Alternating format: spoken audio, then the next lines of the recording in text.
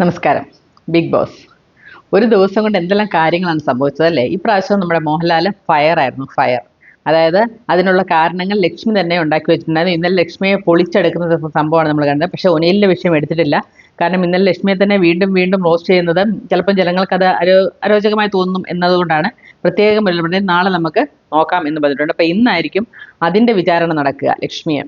അതുപോലെ തന്നെ പല പ്രാവശ്യം അനുമോളോട് പറഞ്ഞതാണ്, ബിഗ് ബോസിന്റെ കാര്യം ബിഗ് ബോസ് നോക്കിക്കോളാം, അവരുടെ റേറ്റിംഗ് കൂട്ടാൻ വേണ്ടി നിങ്ങളൊന്നും ചെയ്യണ്ട, എനിക്ക് കാശ് തന്നിട്ട് അവിടെ എത്തിക്കുന്നത്, അതുകൊണ്ട് ഞാൻ അത് ചെയ്യും ഇത് ചെയ്യും എന്ന് വിളിച്ച് പറയേണ്ട കാര്യമില്ല, നിങ്ങൾക്ക് സൗകര്യം ഉണ്ടെങ്കിൽ മാത്രം ഇവിടെ നിന്നാൽ മതി എന്ന് കൃത്യമായിട്ട് പറഞ്ഞിട്ടുണ്ട്. ഇനി അനുമോളുടെ കുറെ ഫാൻസ് ഉണ്ട്, അവരിനി മോഹൻലാലിനെ എന്ത് പറയുമെന്ന് അറിയില്ല. അതുപോലെ ആദില നൂറയും വളരെ വാനോളം പുകഴ്ത്തുന്ന കാര്യങ്ങളാണ് കാണിച്ചിരിക്കുന്നത്.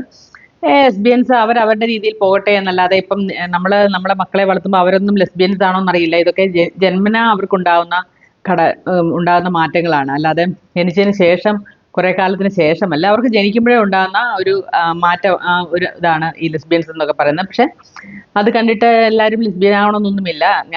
ആ ഒരു കാറ്റഗറിയിൽ അങ്ങനെ ഒരു അട്രാക്ഷൻ സെയിം ആൾക്കാരോട് തോന്നുന്നവർക്ക് മാത്രമേ അങ്ങനെ ഒരു സംഭവം ഉണ്ടാവുള്ളൂ. അത് സത്യം തന്നെയാണ്. പക്ഷെ എന്ന് പറഞ്ഞിട്ട് നമുക്കത് സമൂഹത്തിന് നല്ലൊരു സന്ദേശമൊന്നും നൽകുമെന്ന് എനിക്കും തോന്നുന്നില്ല.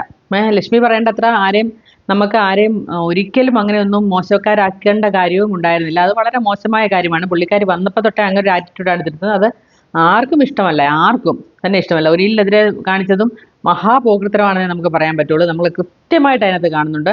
മുന്നിലൊരു ബോർഡ് അവിടെ വെച്ചിട്ടുണ്ട്, ഒരു ഫ്ലെക്സ് അവിടെ വെച്ചിട്ടുണ്ട്. അത് തട്ടി വീഴാൻ തുടങ്ങിയപ്പം മസ്താനിയും തട്ടി വീഴാൻ, രണ്ടുപേരും വീഴാതിരിക്കാൻ വേണ്ടി കയറി പിടിച്ചതാണ്, അല്ലാതെ ഒരിക്കലും മനഃപൂർവ്വം പിടിച്ചതല്ലെന്നൊക്കെ കൃത്യമായിട്ട് നമുക്ക് അറിയാൻ സാധിച്ചിട്ടുണ്ട്. അങ്ങനെയുള്ള കുറേ കാര്യങ്ങൾ ആയിരുന്നു കഴിഞ്ഞ ദിവസത്തെ ഒക്കെ വീഡിയോക്കകത്ത് നമുക്ക് കാണാൻ സാധിച്ചത്. ഇന്നിപ്പോൾ എന്തായാലും ഇന്നലെ എവിക്ഷൻ ഒന്നും ഉണ്ടായില്ല, ഇന്ന് എവിക്ഷൻ ഉണ്ടാവും. പക്ഷെ നമുക്ക് ഹിന്റ് തരുന്നത് ലക്ഷ്മിയാണ് എവിക്റ്റ് ചെയ്ത് പോകാൻ പോകുന്ന ഒരു ഹിന്റാണ് നമുക്ക് കിട്ടുന്നത്. പക്ഷേ എങ്കിൽ അത് ചിലപ്പോൾ നമുക്ക് ചിലപ്പോൾ ഒരു കളിയായിരിക്കാം. അത് ചിലപ്പോൾ ഒരു ബിഗ് ബോസിന്റെ ഒരു നമുക്ക് തരുന്ന ഒരു ഇതായിരിക്കാം. പക്ഷേ എങ്കിൽ പറയാൻ പറ്റില്ല. ഇനി റെനയാണോ, ലക്ഷ്മിയാണോ, മസ്താനിയാണോ, ഇവർക്കൊക്കെ പോകാൻ ചാൻസ് ഉള്ളത്. അതുപോലെ പ്രവീണും പോകാൻ വോട്ട് ശതമാനം വളരെ കുറവുള്ള ആളാണ് പ്രവീൺ. അപ്പോൾ അവരൊക്കെ ആയിരിക്കും ചാൻസ്. എന്തായാലും നെവീനോ, അനുമോളോ, അനീഷോ, ഷാനവാസോ ഒന്നും പോകത്തില്ല നമുക്ക് ഉറപ്പാണ്. കാരണം അവരൊക്കെ പോയാൽ പിന്നെ ഒരു രസവും ഇല്ല. നെവീനൊക്കെ പോയാൽ പിന്നെ എന്തിനാണ് ബിഗ് ബോസ് കാണുന്നത് അല്ലേ? അനീഷൊക്കെ പോയി കഴിഞ്ഞാൽ പിന്നെ അനീഷൊക്കെ ശരിക്കും പറഞ്ഞാൽ ബിഗ് ബോസ് പ്രോഡക്റ്റ് തന്നെയാണ്. വളരെ നന്നായിട്ട് കളിക്കുന്ന, ആവശ്യത്തിന്.